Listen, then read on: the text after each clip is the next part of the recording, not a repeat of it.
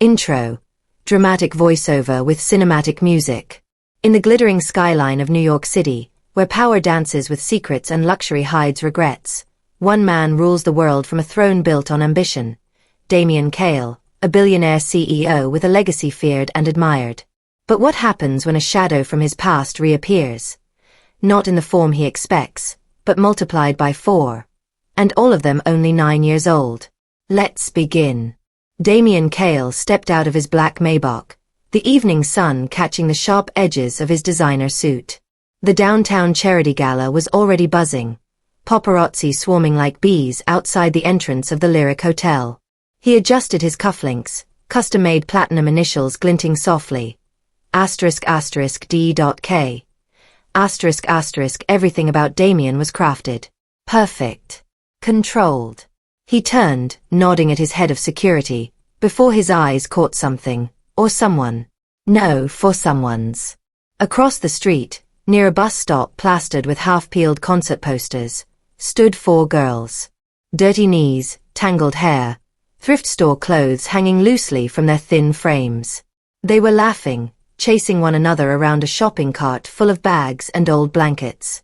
But it wasn't their wild giggles that gripped Damien's chest like a vice. It was their faces. Identical. All 4 of them. And each one of them had her face. Vivian. He hadn't heard that name out loud in nearly a decade. Not since that night. The shouting, the storm, the accusations. The end. Damien had buried her in memory, closed that chapter with the icy finality only a billionaire could afford. He had never looked back. Until now. He froze. Something between dread and awe bubbled in his chest. Impossible. She was gone, he made sure of it. And yet, these girls, these 4 reflections, were the same porcelain-skinned, hazel-eyed firebrand he had once loved, and ruthlessly discarded. His voice, unused to trembling, cracked as he whispered, "No, this can't be." Mr. Kael, his assistant, Clara, touched his shoulder gently. "Is everything all right?" He didn't respond. He was already walking, fast, across the street. The girls noticed him approach. One stepped in front of the others, chin lifted, fierce despite her size. Her fists were balled at her sides.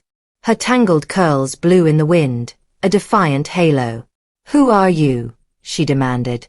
He stopped 2 steps away. "What's your name?" "What's yours?" she shot back. Another one, so identical it hurt, stepped beside her. "We don't talk to strangers." Damien knelt, eyes flicking between their faces. Every detail, every freckle, every tilt of their noses. Vivian star. Not similar. Not close. Exact. "Are you sisters?" he asked, trying to steady his breath. "We're quadruplets," the 3rd girl said proudly. "We've always been together." Where is your mother?" The 4th girl looked away, eyes dulling. "Gone." The wind chilled. He could hear the gala behind him now. The familiar flash of cameras, the rustle of gowns. But none of it mattered. Nothing mattered. He felt like the past was clawing its way through time to seize him by the throat. "I need to know your names," he said. "We're not supposed to talk to men in suits," the bold one said. "Mom said they're trouble." Damien smiled bitterly. She wasn't wrong. Silence settled. Then the smallest girl, her voice soft like a falling leaf, said, "We're Violet, Lenny, Nova, and Ren." The names hit him like a slap. He had heard those names before. Not in real life, but in Vivian's journal. He remembered, back in the early days, when love still danced in their home, she had written down baby names in the margins of her sketchbooks. He used to tease her about it. Violet. Lenny. Nova. Ren. He looked at them again. His stomach turned. These weren't just girls who looked like Vivian. They were hers. No. They were his. He rose slowly. His heartbeat was pounding like a war drum. "Where do you live?" he asked, the words coming out colder than he intended. The leader crossed her arms. Why should we tell you? Because I think I might know your mother, Damien said carefully. A long time ago. She's dead, said Ren, her voice so blunt and emotionless it cut through the air. She died in a fire when we were 5. The world tilted. Fire. His knees almost buckled. Vivian, dead? Clara ran up behind him, breathless. Sir, you're needed inside. The Rothschilds are asking for you. Tell them I'm busy, Damien muttered, eyes still locked on the girls. But in that moment, one of the girls, Nova, jerked her head, eyes narrowing towards something behind him. Oh, she said. That man's got a camera. Paparazzi. Before Damien could react, a long-lens camera clicked from across the street. The man darted behind a street pole like a predator hiding in plain sight. Damn it, Damien hissed. Clara, get Wilson. Now. But it was too late. That photo, Damien Kael, the untouchable world-dominating CEO, face-to-face with 4 homeless children who looked exactly like his long-lost wife, was already on its way to a dozen tabloid editors. And soon, the whole world would ask the same question burning through his soul. Who are these girls? And more terrifyingly, what is Damien Kael going to do now?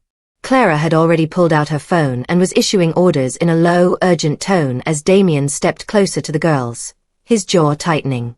Every instinct in him, honed through hostile takeovers, boardroom wars, and political manipulation, was at war with something far less rational.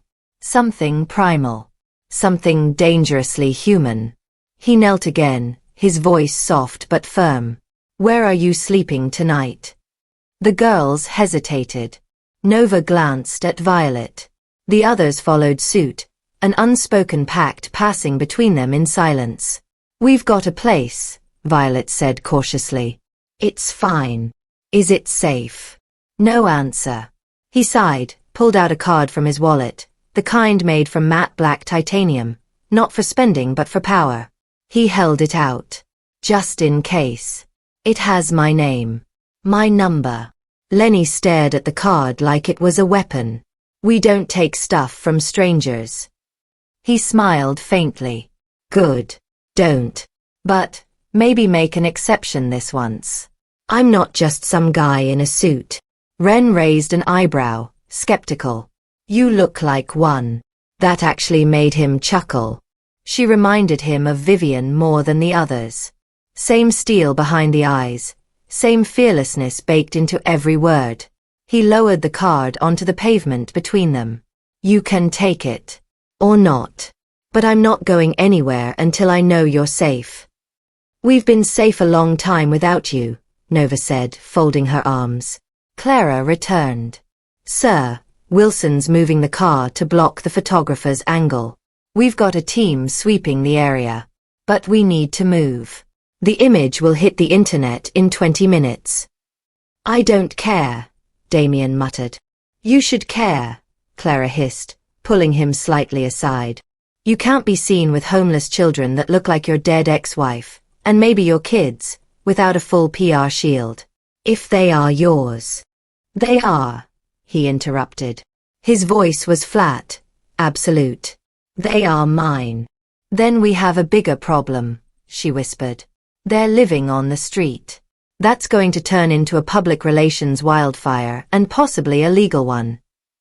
His expression changed, hardened. They're not staying another night on the street.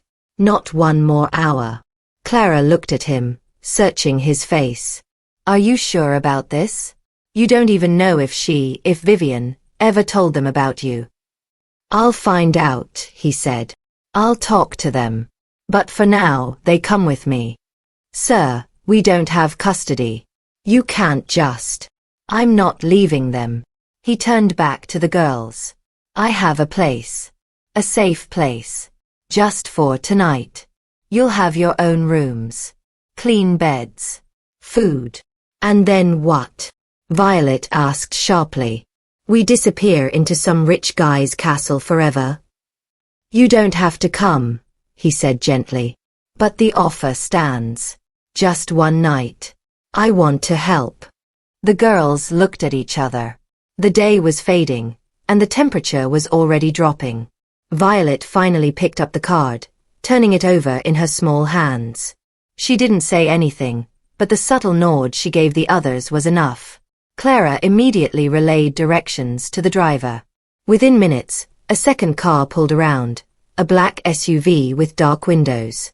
Damien opened the door himself, standing back as the girls filed in. Lenny hesitated last, looking up at him. "You're not gonna lock us in a basement or something?" He shook his head, startled. "God, no." She climbed in, still watching him like a hawk. The ride uptown was silent, except for the low hum of the engine and the occasional whisper between the girls. Damien sat opposite them, his thoughts a torrent. He was trying to remember the last time he felt this. Uncertain. Probably never. He could dominate oil markets, manipulate federal lobbying with a phone call, erase competitors with one acquisition. But 4 9-year-old girls with his eyes and Vivian's chin had unseated every ounce of confidence in him. When they arrived, the gates to Damien's penthouse estate, an entire floor on Fifth Avenue with wraparound terraces and a staff of 12, opened like a drawbridge to another world. As the girls stepped out, their eyes widened. Violet tried to hide her awe. Nova didn't bother. "This is where you live?" Lenny asked, gazing up at the 100-foot facade. "For now," Damien replied quietly. Inside, the staff snapped into motion. Coats were taken, guest rooms prepped, food ordered. But the girls huddled together in the marble foyer, wide-eyed and unsure. "Do you have, cable?" Ren asked suddenly. Damien blinked. Yeah. And a theater room, if you want movies." "Do you have cereal?" Lenny asked. "Real cereal? Not the expired kind?" Clara raised an eyebrow. Damien nodded. "Yes. Fresh everything." "Clara, can you? I'll have the chef send up every box we've got." The girls still didn't move. So Damien tried a different approach. "What do you need? Tell me. Why do you care?" Violet's voice cracked slightly. "You didn't care when she died."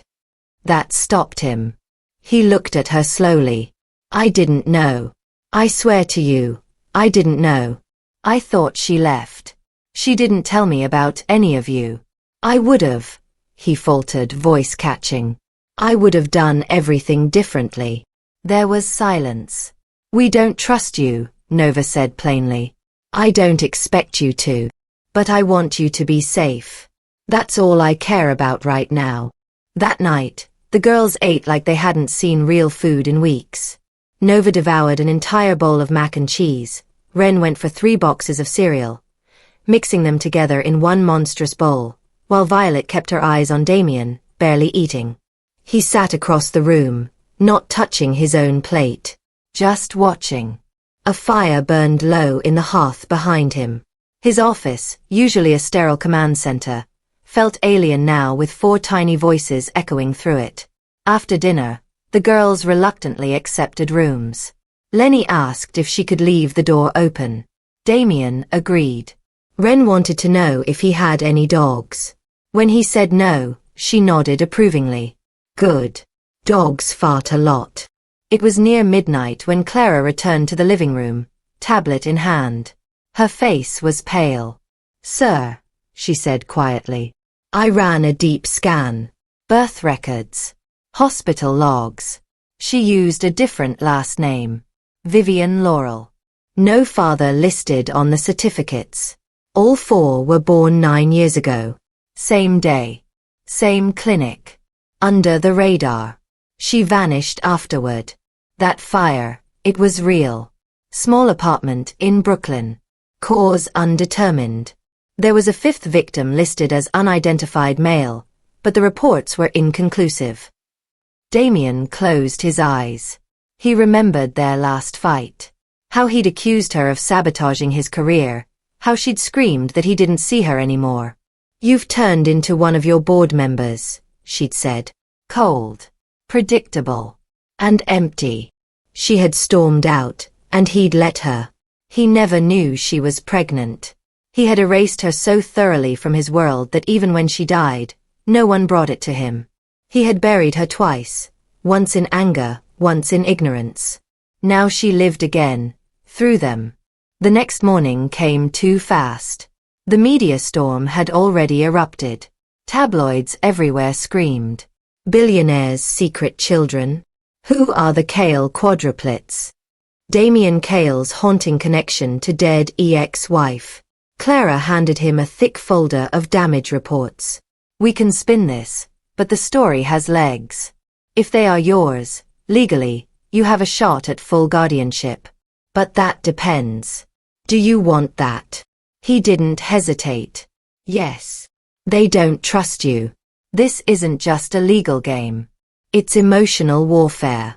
If you screw this up, I won't, he said. But even as he said it, he knew trust wasn't something you earned with lawyers or wealth. It was a currency built over time, on consistency. He walked into the dining room where the girls were hunched over pancakes. Ren was using strawberries as tiny hats for sausage links. He sat down. I need to ask you something. All four looked up. I'd like to talk to someone about making sure you're taken care of. Long term. Not just tonight. But that's only if you want it. Like a foster thing? Violet asked. No. Like a guardian. Or a father. The word dropped like a bomb. Silence. Then Ren asked, Did you love our mom? He didn't flinch. Yes.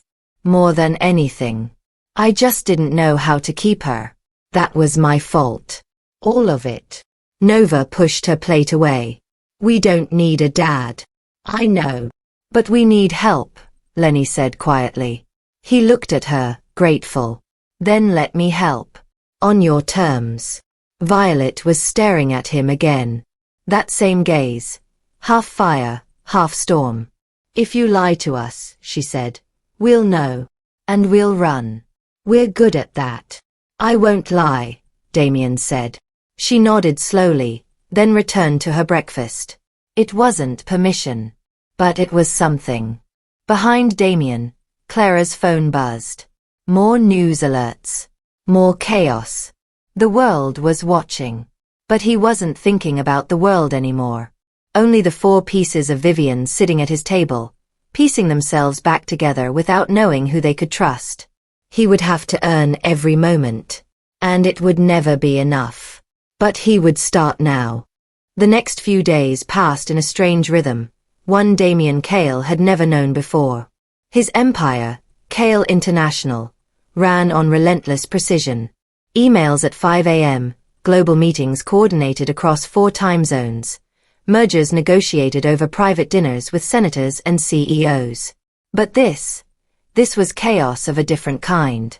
Each morning started with cereal boxes strewn across the kitchen like a grocery store had exploded. Violet liked her cereal soggy. Ren dumped in half a cup of sugar when she thought no one was looking. Nova didn't eat until the others were nearly done.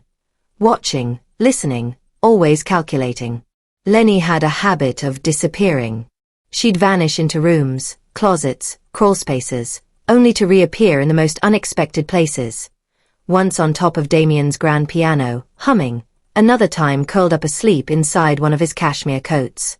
The staff began whispering her nickname, Ghost. Damien didn't try to control it. He let them exist how they needed. He asked questions when appropriate, but mostly he listened. It wasn't easy. He wasn't built for soft edges or quiet patience. But he tried. And slowly, the girls began to shift. It started with Ren, who asked if she could help pour the cereal one morning. A small thing. Damien handed her the box, and she dumped half of it onto the floor, wide-eyed with guilt. I'm not mad, Damien said gently. Just try again. Use 2 hands. She did. And this time she got it right. Then came Nova, who followed him into his office later that day. She said nothing at first, just stared at the massive glass wall overlooking the skyline. After a long silence, she asked, Did you ever hit her? The question gutted him. No, Damien said. Never. Nova nodded once, like she'd expected that answer but still needed to hear it. She cried a lot, she murmured. In her sleep. I know, Damien said. I deserve that. He watched her fingers tap against the glass, restless, unsure. She said your name once, Nova added. When we were hiding in a shelter. She thought we were asleep. She said, I should have told Damien. He should have known. His heart twisted. She didn't want to put you in danger, Nova continued. She said if anyone found out, bad people would come. Bad people. Damien hadn't thought about them in years. The silent threats. The ones who came knocking after Vivian had discovered something buried in his files during the Northstone acquisition. Something about offshore accounts and illegal weapon routes through the subsidiary in Lagos. She'd said it smelled like blood. He'd dismissed her, pushed her away, told her to stop digging. And then she left. Now he wondered if her silence wasn't about him, but about protecting them. That evening, he made a call. Clara stood by as Damien sat in his private security vault, walls lined with server monitors and biometric locks. I want everything we had on Northstone unearthed. The files she tried to access, any whistleblower reports, anything we buried. Clara hesitated. That could cost us millions in reputation. Years of cover-ups. Are you sure you want? I don't care what it costs, Damien said. If someone threatened her, I want names. If she died protecting them, I want their ashes. The next day, things shifted again. Lenny appeared in the kitchen with a drawing in hand. Crayon on a ripped envelope. It was crude, childlike, but unmistakably a family portrait. 4 girls. 1 man. 1 woman, outlined in red crayon, like a ghost. Damien stared at it for a long time. Do you miss her? Lenny asked. Yes, he said. She was pretty, Lenny whispered. Even when she was sick. He nodded, throat tight. She was the most beautiful person I've ever known. Lenny smiled faintly. We were scared of you at first. I know. But you're not scary now. Good, he said softly. Because I don't want to be. That night, Damien watched from the doorway as the girls settled into their new beds. Violet kept her shoes on under the blanket. Nova double-checked the windows. Ren used every pillow available. Lenny slept upside down. It was far from normal. But it was something close to peace. Then the knock came. 3 sharp raps against the penthouse door. Damien opened it himself. A tall man in a federal suit stood there, badge flashing. Mr. Kael. I'm Agent Rosario. I need a word. Clara was at his side in seconds. About. Your ex-wife. Vivian Laurel. Clara bristled. She's dead. Not necessarily, the agent said. Damien's blood froze. What are you talking about? Agent Rosario stepped inside, lowering his voice. We've received new intel. A woman matching her description was seen in a medical facility outside Caracas. The ID was fake, but the biometric signature flagged a partial match from an old visa file tied to her. We think she may have faked her death. Damien's mind reeled. That's impossible. There was a fire. There was DNA. Contaminated, Rosario said. Unverified. She left the girls alone. Not necessarily, Rosario repeated. We believe they were meant to be picked up by a handler. Someone who never showed. We suspect foul play. A memory struck Damien like lightning. The unnamed male victim in the fire. A handler? He turned slowly toward Clara. Find everything you can on that fire. Cross-reference the body with anyone linked to offshore movements or security operations. Pull Interpol red notices. Look for cartel affiliations, smuggling ops. Anything. Go deep. Clara was already typing. Rosario leaned in. If she's alive, she's in danger. And so are the girls. That night, Damien didn't sleep. He stood by the window, staring out at the city. It looked different now. Smaller. Frail. His world had always been measured in market share, private jets, exclusive events, and billion-dollar deals. But none of it could protect them from what might be coming. He checked the monitor in the nursery. The girls slept soundly, bundled together in a tangle of limbs and blankets. A fortress of innocence he could barely hold together. Then his phone buzzed. A secure message from Clara. Match found. Name: Adrian Saul. Contractor. Last known associate of Nathaniel Ricks. Kael Security. Tied to multiple covert ops. Deceased. Brooklyn apartment fire. The man in the fire hadn't been a stranger. He'd been his man. And Vivian had known. She had tried to protect the girls by staging her death. And if she had lived, if she was still alive, she'd stayed away to keep them safe. From him. From the world he lived in. Damien sat down, head in his hands. For the first time in years, he felt powerless. But he wasn't the same man she had left. He would fix this. He had to. At sunrise, the girls wandered sleepily into the kitchen. Ren asked if he had marshmallows. Nova wanted to know if the butler knew how to braid hair. Violet opened the morning paper and scowled at her face on the front page. "You need better security," she said. "I'm working on it," Damien muttered. "You should work faster." She handed him the paper. He scanned the article. A new claim. A source saying the girls were illegitimate, that Vivian had lied to trap him. Nova snatched it from his hands and tore it down the middle. "We're not trash," she said. "No, you're not," Damien said, rising. "You're mine." Ren blinked. "What does that mean?" "It means I'm going to protect you. No matter what. Even if it kills me." They stared at him. Violet, after a pause, said, "Okay, but if someone shoots at us, you're in front." He nodded. "I'll be in front." He meant it. Every word. Because the ghosts of his past were no longer just memories. They were waking up. And Vivian, if she was alive, if she had run to protect them, if she'd been hunted for knowing something that could burn his empire down, then Damien would tear the world apart to find her. And he would rebuild it from the ashes. For her. For them. For the second chance he never deserved, but would never let slip again. The next call Damien made wasn't to a board member, or an attorney, or even Clara. He called a name that hadn't crossed his lips in almost 11 years, Elijah Vance. A former intelligence operative turned independent ghost tracker, Vance had a reputation that didn't show up in databases or dossiers. He was the kind of man who erased people for governments too polite to admit they existed in the first place.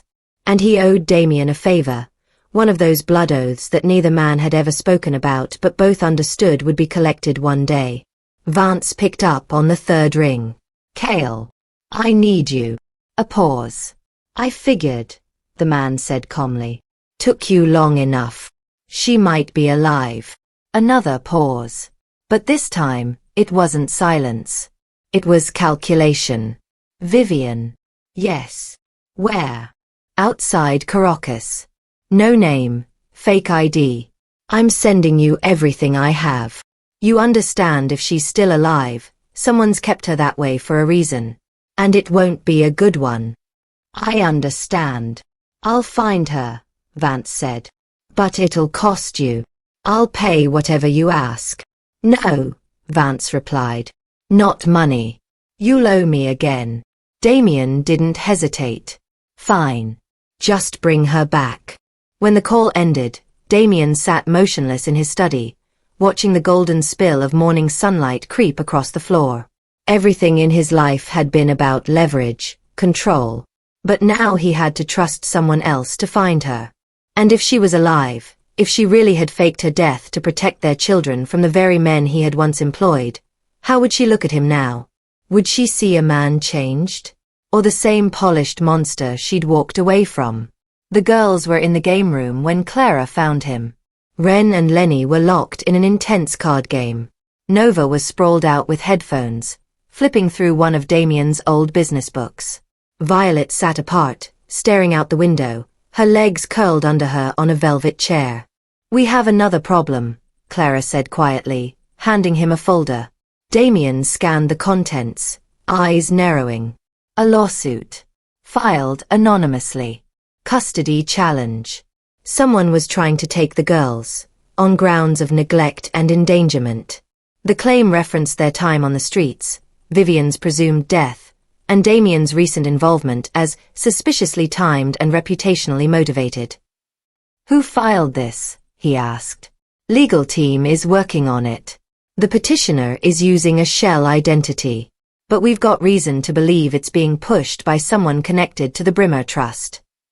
His jaw clenched.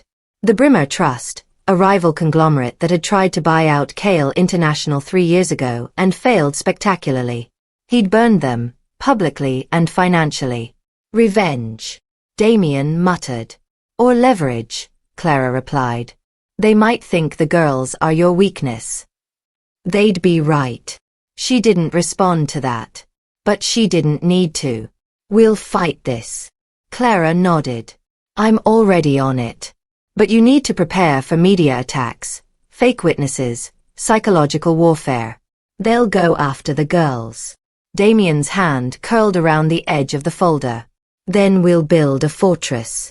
And they did. By the next morning, the penthouse had transformed. Infrared security grids were woven into the windows. A surveillance truck now idled 2 blocks down, masked as a florist van. Internal cameras were upgraded, data encrypted, guards rotated on silent cycles. But none of it stopped the knock on the door that afternoon.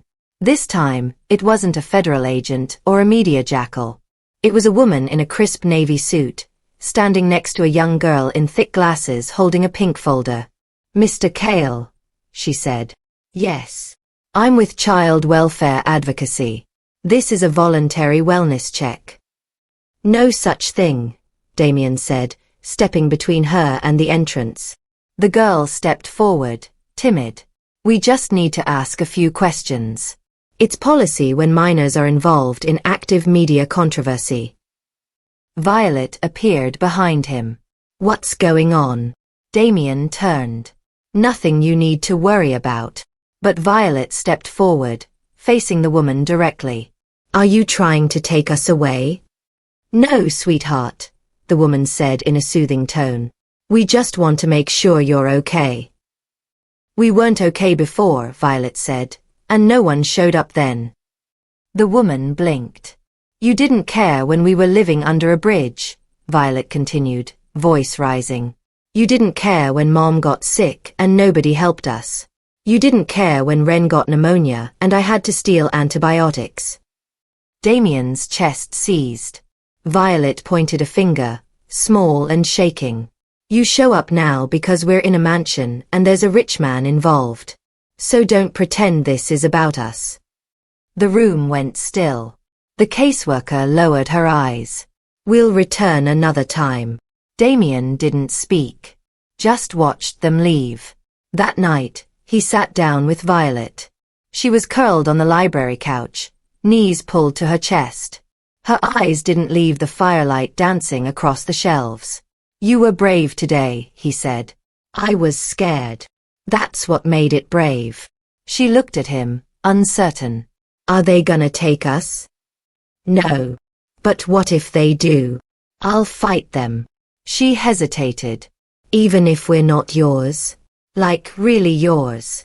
He turned fully toward her. "You're mine. Whether blood says so or not. But I think we both know we don't need the tests to prove it." She looked down. "I want to trust you," she whispered. "Then give me time," he said. "I'll earn it." The next few days blurred into high-level meetings, emergency PR management, and round-the-clock updates from Elijah Vance. Nothing yet. But he was closing in. He'd found the clinic in Caracas. Found the falsified records. Found evidence of an airlift, taken at night. Destination unknown. But something darker loomed. A name appeared in Vance's report, Rafael Carrada. A name Damien hadn't heard in years. A former Brimmer asset. Ex-cartel. Money launderer, child trafficker, arms dealer. Blacklisted across 12 countries. Rumored dead. Apparently not. According to Vance, Carrada had been in Venezuela a week after Vivian's supposed death. Multiple aliases. Multiple handlers. No photos. No fingerprints. But whispers. One word kept coming up. Blythe. The codename Vivian used in her old investigative files when she uncovered the illegal weapons ops. Damien stared at the name for a long time. She's not just hiding, he said aloud. She's being hunted. Clara, seated nearby, spoke carefully. You think Carrada wants the girls? I think he already wanted Vivian dead. If he finds out they're alive, he'll finish the job. Damien nodded. Then we need to move, Clara said. Someplace deeper. Protected. He looked toward the hallway, where laughter spilled faintly from the bedrooms. The girls were drawing together, playing charades, arguing over TV shows. Living. Slowly, impossibly, becoming children again. I know a place, he said. I built it before I even met Vivian. Never used it. Not once. Where? Greenvale, he said. Off-grid. 6-hour drive. It's in the Catskills. No networks. No media. No signal. Clara didn't argue. The next morning, the move began. No press. No fanfare. Just Damien, Clara, and 4 girls bundled into 2 black SUVs. The drive took them through winding forest roads, mist curling over tree branches like smoke from an invisible fire. Lenny kept her face pressed to the window. Wren fell asleep with her head in Nova's lap. Violet stared silently ahead. When they arrived, the house looked like something from a forgotten dream. Hidden in the hillside, the structure was all wood and stone, wide windows, and silence. A private waterfall hissed softly beyond the trees. Inside, it smelled like cedar and stillness. This place is magic, Lenny whispered. Looks like a Bond villain lives here, Nova added, grinning. Damien smiled faintly. Close enough. They settled in. Clara briefed the tech team. Satellite links were deactivated. Manual lines were secured. Vance was given a direct route. A perimeter was set.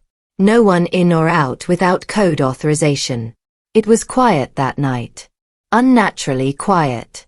But at 3:42 a.m., Damien's encrypted phone vibrated. A single message from Vance. I found her. Damien's chest locked. Alive. In bad shape. I'm bringing her home. He stared at the words for several seconds. Then rose, heart hammering. Tomorrow, everything would change again. He didn't sleep. Not a second. Damien sat in the dark kitchen, the only light coming from the oven clock, blinking steadily through the stillness. 3:46 a.m. Then 4:12. Then 5 o'clock. His coffee went cold before he took a sip. Outside, the Catskills lay veiled in early dawn mist, draped across the earth like some ancient ghost not yet ready to lift its shroud. Vivian. Alive.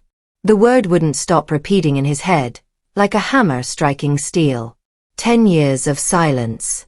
10 years of guilt. Of convincing himself she was buried. That his cruelty and ambition had burned her down for good. But now, she was breathing somewhere, broken, hunted, but breathing. And she was coming home. Damien didn't know what condition she'd be in. Physically, mentally. The trauma of survival had to have left its mark. He had seen it before, in soldiers, in victims, in people forced to hide so long they forgot their own names. What would she look like now? Would her eyes still carry that same spark, or had the years stolen it? Would she recognize him? Hate him? Collapse into his arms or spit in his face? He would deserve either. The sound of small feet broke his thoughts. Lenny padded in, hair a mess, still half asleep, dragging a purple stuffed cat that looked like it had survived a fire of its own. "You're up early," Damien said softly. She nodded, yawning. "Nightmare." He got up and poured a fresh cup of cocoa, not coffee. She climbed into the tall stool like she had every right to it, her skinny arms hugging the mug when he placed it in front of her. "You okay now?" he asked. "Sort of," she said. "I was in a box. Like a wooden box. And someone was hammering the lid shut." He tried not to let the shiver reach his face. "Just a dream." She looked up at him. "Sometimes dreams are real." He paused. "Sometimes they are. Is Mommy coming back?" He stared at her. Her wide eyes, so much like Vivian's. "Yes," he said. "She is." Lenny didn't cheer or smile. She just blinked slowly, as if she was still waking up. "Is she gonna be mad at us?" "Mad at you?" Damien knelt down beside her. "Why would she be mad?" "We let her go," Lenny whispered. "We let her leave in the fire." He placed his hand gently over hers. "That wasn't your fault. She didn't leave you. She tried to protect you. She hid so no one would hurt you." Lenny didn't answer. Just stared into her cocoa, as if it held a truth she couldn't say aloud. Later that morning, the others rose slowly. Violet was already dressed by the time Wren opened one eye. Nova walked into the kitchen wearing one of Damien's hoodies that dragged behind her like a cape. They didn't speak much, but something in them sensed a change in the air. Around 10 a.m., Clara came into the study where Damien was watching the mountain road from a panoramic window. "They're 15 minutes out," she said. He didn't answer. His eyes were locked on the horizon. Clara hesitated. "You sure about this? Should we prep medical staff?" "No," he said. "Just let her in." Clara nodded and walked away. 15 minutes felt like a lifetime. But when the convoy of dark SUVs rolled slowly around the curved drive and stopped near the front steps, Damien was already at the door. Vance stepped out first. Dressed in black, jaw tight, eyes sharp. He nodded once. Then he opened the rear passenger door. Vivian stepped out. Damien felt the air leave his lungs. She was thinner, her hair darker, cut jagged around her shoulders like it had been chopped off with dull scissors. She wore an oversized coat, sleeves torn, boots too big. Her skin was paler, lips cracked. But her eyes were still hers. They met his, and time collapsed. She didn't speak. Neither did he. They just stood there, frozen in a moment built from 10 years of silence and everything unsaid. Then she took a step forward. Another. Damien reached out instinctively, but stopped himself. He didn't want to push. Vivian stopped a few feet away. Her eyes scanned him, his face, his posture, the wear in his expression. "You look old," she said quietly. "I am. I told you that job would do it to you." He almost smiled. "You were right." She looked past him toward the house. Her eyes softened, ever so slightly. "They're here." He nodded. "Safe. Alive. They missed you every day." Her lips trembled. She clutched the coat tighter. "I saw them," she said. "On the news. I thought I was hallucinating. I thought no one was supposed to know." "They didn't," Damien said. "But someone's coming for them. Someone who wanted you dead." "Kuroda," she whispered. He nodded. "I tried to lose him," she said, voice trembling now. "I changed names, cities, identities. I gave up everything. I had to make them believe I was dead. I thought I bought them time. You did. I never meant to leave them that long." Damien stepped closer. "You saved them." She finally looked up at him again. Her eyes were glistening. "You really kept them safe?" "I'm trying. I never knew, Vivian. If I had known." She shook her head. "Don't. I would have burned the world down to find you." She looked at him for a long time.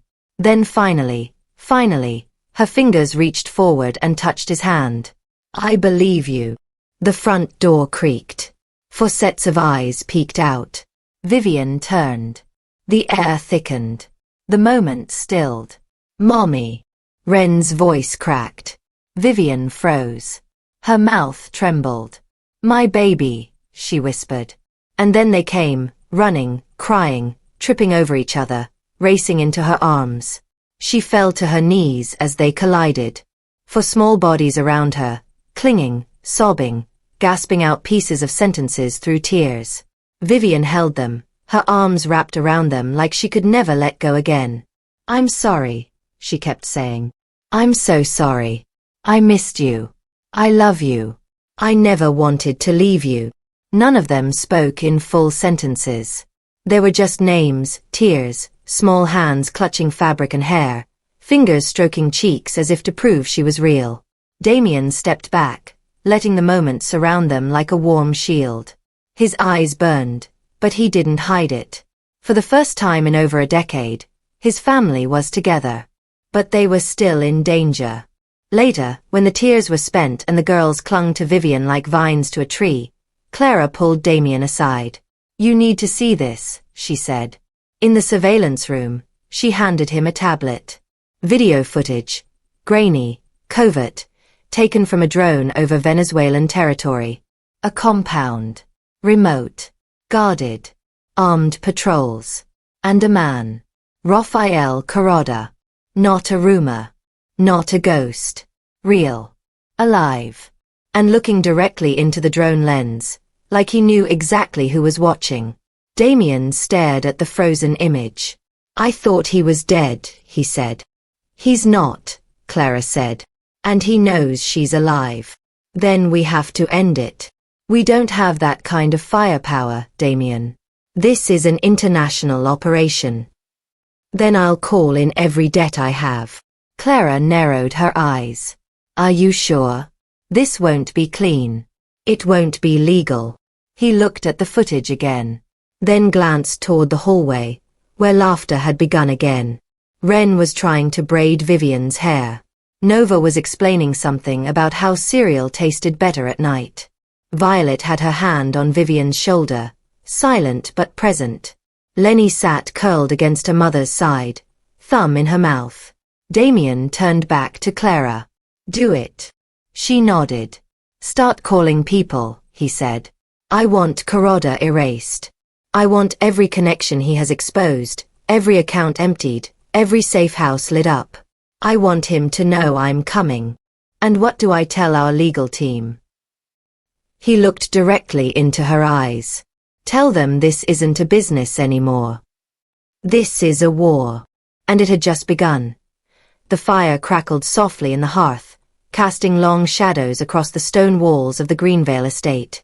Outside, snow began to fall, coating the trees in a hushed white veil. Inside, everything was still, except for the low hum of life returning to a house that had never known love until now. Vivian sat curled on the oversized sofa, one arm wrapped around Lenny, the other hand tangled in Violet's hair as she read aloud from a storybook. Ren lay across her legs, pretending not to cry as Nova traced little constellations with her fingers across the window glass. The 4 of them weren't clinging anymore. They were anchoring, reclaiming something that had been stolen from them not once, but again and again, by the cruelty of others and the silence of time. Damien stood at a distance, watching them. The man who once ruled boardrooms with an iron will and eyes colder than winter now carried himself with quiet reverence. He knew now that power meant nothing if you couldn't protect the people who needed you most. He had once thought success was about legacy, but tonight, he understood it wasn't about skyscrapers or stock portfolios. Legacy was what they were building now, in whispers and laughter, in slow healing and fragile beginnings. His phone buzzed once. A single encrypted message from Clara. Carrada is gone. Operation complete. Final trail wiped. No retaliation expected. He let out a slow breath and locked the screen. No celebration. No grin. Just closure. Carrada was a ghost now, buried under a silence Damien had personally arranged. It hadn't been clean. Blood had been spilled, money had changed hands, alliances tested. But the threat was over. He had protected them. He had done what Vivian once thought he would never do: sacrifice everything to keep them safe. And he would keep doing it for the rest of his life. Vivian's eyes met his from across the room. No words. Just a look. And that was enough. Later that night, as the girls finally drifted off to sleep in a pile of tangled limbs and blankets, Damien stepped out onto the balcony. The cold bit at his skin, but he didn't feel it. Not really. The stars stretched overhead like scattered diamonds, the night silent and vast. Vivian joined him moments later, wrapped in one of his coats. Her presence felt natural now, inevitable, as if she had never been gone, just lost in time waiting to return. "You found us," she said softly. "I should have found you years ago." "You weren't ready," she replied. "Neither was I.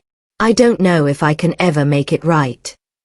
"You don't have to make it right," she said, stepping closer. "You just have to keep showing up." "I will," he promised. "For them. For you. Every day." She rested her head on his shoulder, and for the first time in over a decade, the silence between them was warm. Forgiving. They stood like that for a long time, not speaking, not moving. Two people who had been shattered and rebuilt by time, by pain, by choices that could never be erased, but could be repurposed into something new. In the distance, the wind swept through the trees. But inside that small balcony in the mountains, it felt like the world had finally stilled. The man who had once exiled his wife with cold words now stood beside her, guarding her like a fortress. The woman who had faked her own death to save her children now leaned into a future she never thought she'd see. And 4 little girls, born of love, raised in survival, were asleep inside, dreaming not of escape or hunger or fear, but of the next morning.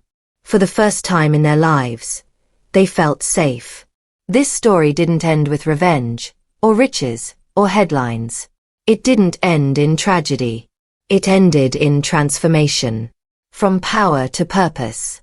From distance to devotion. From exile to home. And in the quiet of the night, beneath a blanket of stars, Damien Kael finally understood. He hadn't lost everything 10 years ago. He had been given time. Time to become the man worthy of what he'd once thrown away. Now, he had something far greater than wealth. He had his family. And this time, he wasn't letting go.